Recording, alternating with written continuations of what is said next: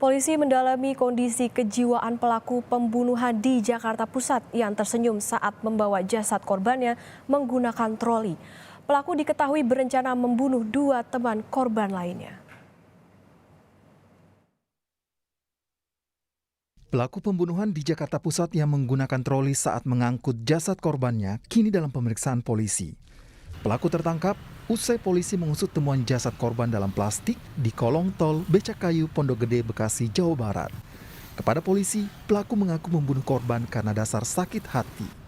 Korban diketahui pernah berfoto bersama dengan orang yang tidak disenangi oleh pelaku di suatu acara resepsi. Pelaku mengajak korban ke sebuah apartemen di Jakarta Pusat dan menyiasati korban dengan skenario podcast korban penculikan.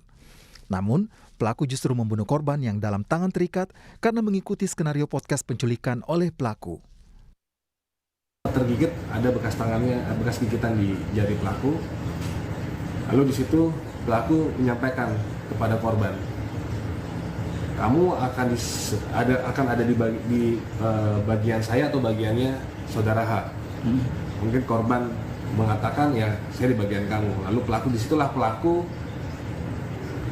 berbicara kepada korban, menyampaikan bahwa kamu harus membantu saya dengan cara ya kamu memberikan saya sejumlah uang untuk membantu saya menghabisi saudara H. Nah ini pelaku sempat men-searching di internet dan itu kami temukan di handphone pelaku bahwa pelaku sempat men-searching jasad menu bayaran dan tarifnya. Kami tanyakan kepada pelaku kenapa tidak jadi, karena tarifnya terlalu mahal, pelaku tidak sanggup. Dan Pelaku diketahui sempat menyapa penghuni apartemen lain saat membawa jasad korban yang diangkut menggunakan troli. Senyuman pelaku saat menyapa penghuni apartemen terekam oleh kamera pemantau.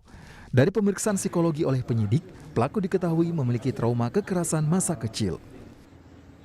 Pelaku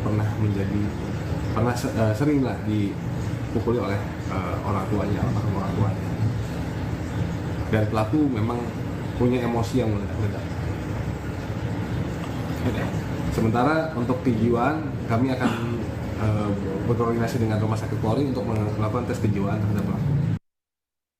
Senyuman pelaku saat membawa korban menuai kecaman. Namun, pakar psikologi forensik Reza Indragiri menilai aspek kejiwaan pelaku tetap harus didalami. Saya pikir kita harus hati-hati menggunakan istilah-istilah semacam itu. Karena salah-salah sebutan-sebutan ilmiah psikologis itu bisa dimanfaatkan sedemikian rupa oleh si tersangka, nantinya berstatus sebagai terdakwa, untuk kepentingan hukum dia, yaitu kalaulah tidak bebas murni tapi mendapatkan paling tidak peringanan hukuman. Pelaku kini ditahan di rutan Polda Metro Jaya setelah ditangkap usai membunuh temannya.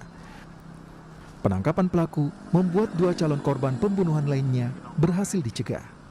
Tim Liputan, Kompas TV.